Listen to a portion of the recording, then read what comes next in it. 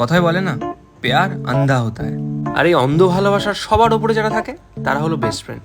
আর তাদের একতরফা ভালোবাসার একটাই অপেক্ষা, তাদের বেস্ট ফ্রেন্ডের ব্রেকআপ। বলেছিলাম ও সুবিধের না, তোকে ঠকাচ্ছে।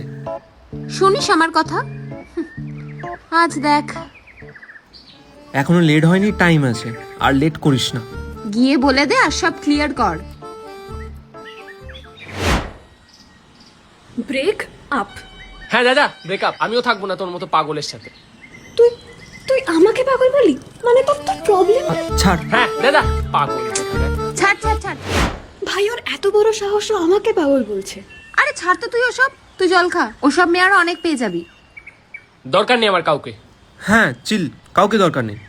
আর আমি তো আছি।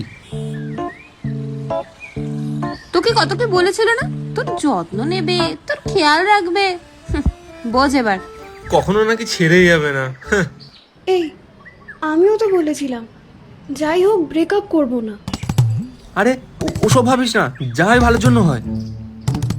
না, আমার মনে হয় ভুলটা আমারই। ধর তো। আরে না, সেটা না। সরি। সরি, আমি জানি না আমি কি। না না, ইটস ওকে। কিছু কিছু কষ্ট হয় যার কোনো নাম হয় না। সেই কষ্ট থেকে তুমি যতই মুভ অন করার চেষ্টা করো না কেন, এমন কিছু হয় যা তোমাকে আবার আশার আলো দেখায়। হাই। ও হাই। শুভকে ভালোবাসো? হ্যাঁ? না, ও তো বিয়াসকে। আমি বিয়াসকে ভালোবাসি। হ্যাঁ? আর আমার মনে হয় ওরা দুজন দুজনের জন্য সুইটেবল না। তাই না? বাট কি করব? অনেক কিছু। কি? গন্ডগোল।